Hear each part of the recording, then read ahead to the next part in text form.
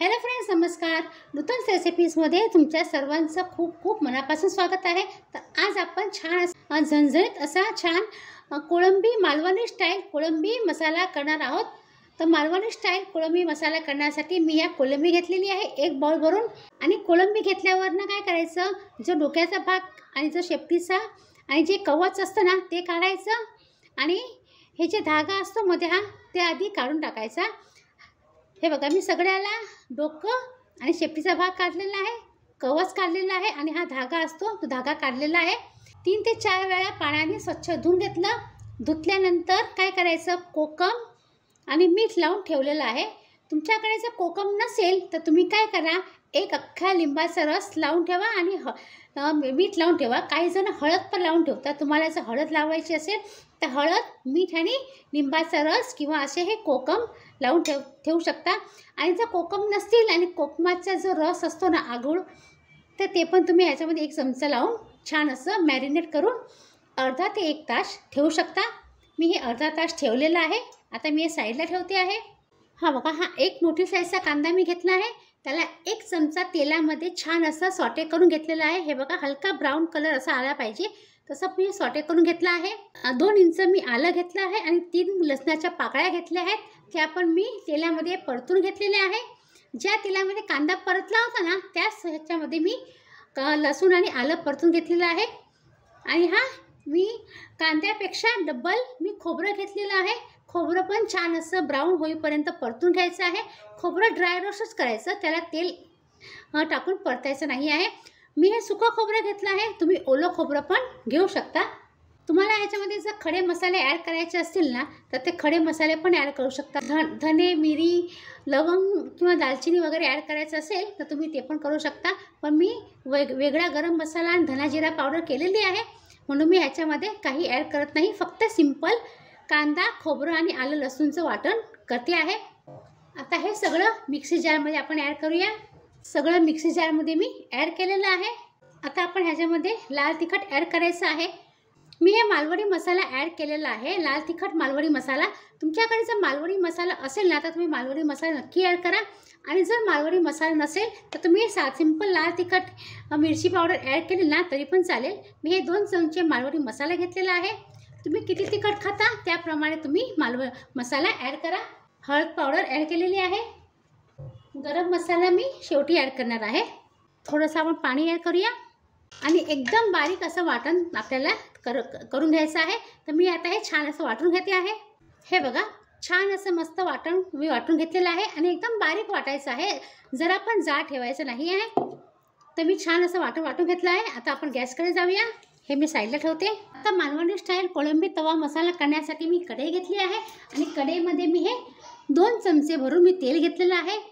आता काही जण ना ह्याच्यामध्ये कांदा पण ॲड करतात, टोमॅटो टाकतात. कांदा टोमॅटो परतून मग वाटण केलं आहे ते ॲड करतात.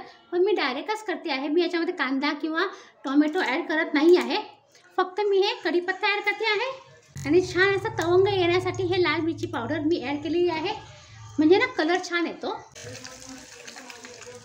पण जर तुम्हाला कांदा ॲड करायचा असेल ना तर ह्याच्यामध्ये तुम्ही 1 कांदा बारीक चिरून ॲड करा. कांदा थोडासा परतला ना की मग तुम्ही टोमॅटो ॲड करा आणि त्याच्यानंतर मग हे वाटण ॲड करू शकता. पण आपण काय करायचं, डायरेक्टच वाटण ॲड करायचं आहे म्हणून मी हे डायरेक्ट वाटण ॲड करते आहे. तुम्हाला जेवढा रस्सा हवा असेल ना तेवढं तुम्ही वाटण ॲड करा. बाकीचं वाटण हे फ्रीजमध्ये तुम्ही ठेवू शकता. म्हणजे चण्याची उसळ, मटकीची उसळ, चवळीची उसळ, कोणतं पण कडधान्य करायचं असेल किंवा दुसरी कोणती फिश करायची असेल, चिकन बनवायचं असेल किंवा अंड्याचं बनवायचं असेल, अंड्याचं कालवण मालवणी स्टाईल, तर त्या सर्वांमध्ये हे तुम्ही वाटण वापरू शकता.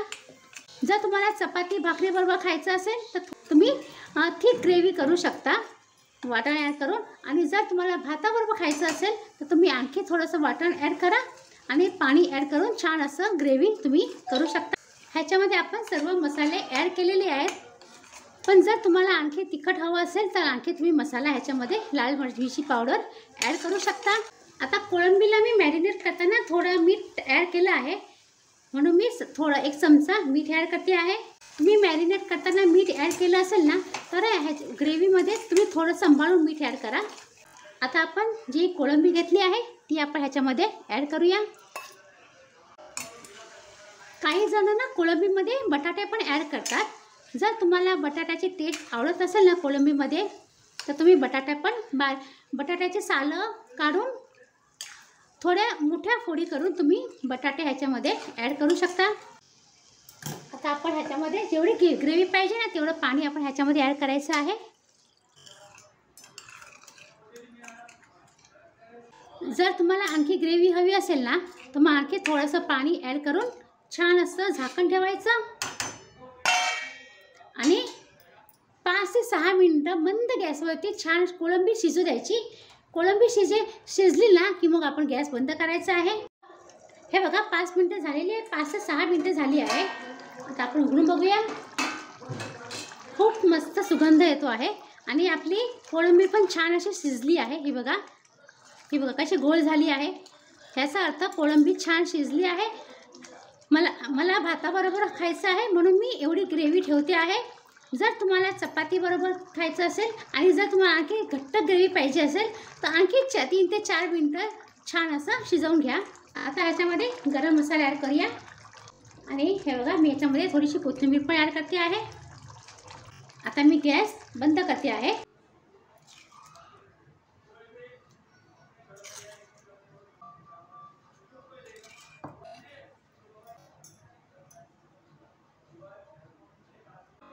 तर हे बघा फ्रेंड्स, छान मस्त गरमागरम आणि झणझणीत असा कोळंबी मसाला किंवा कोळंबी करी तयार झालेली आहे. तुम्ही नक्की ट्राय करा, खूपच छान लागते. घट्ट पाहिजे असेल तर थोडीशी आणखी आटवायची आणि आणखी जर तुम्हाला ग्रेव्ही हवी असेल तर वाटण आणि पाणी थोडंसं आणखी ॲड करायचं. म्हणजे तुम्ही भाताबरोबर भाकरीबरोबर पण खाऊ शकता. खूप छान लागते, तुम्ही नक्की ट्राय करा. आणि जर तुम्ही अजूनपर्यंत नूतन रेसिपीजला लाईक शेअर सबस्क्राईब केलं नसेल तर प्लीज नूतन रेसिपीजला लाईक करा, शेअर करू शकता तुमच्या फ्रेंड सर्कलमध्ये, तुमच्या रिलेटिव्समध्ये आणि सबस्क्राईब करा. सबस्क्राईब करताना बेल आयकन नक्की प्रेस करा आणि तुमच्या काही छान छान कमेंट्स असतील ते पण तुम्ही शेअर करू शकता. तर चला फ्रेंड्स, आता आपण पुन्हा भेटूया अशाच छान छान रेसिपीसह. तोपर्यंत बाय बाय आणि हा व्हिडिओ पूर्ण बघितल्याबद्दल तुमचा खूप खूप धन्यवाद.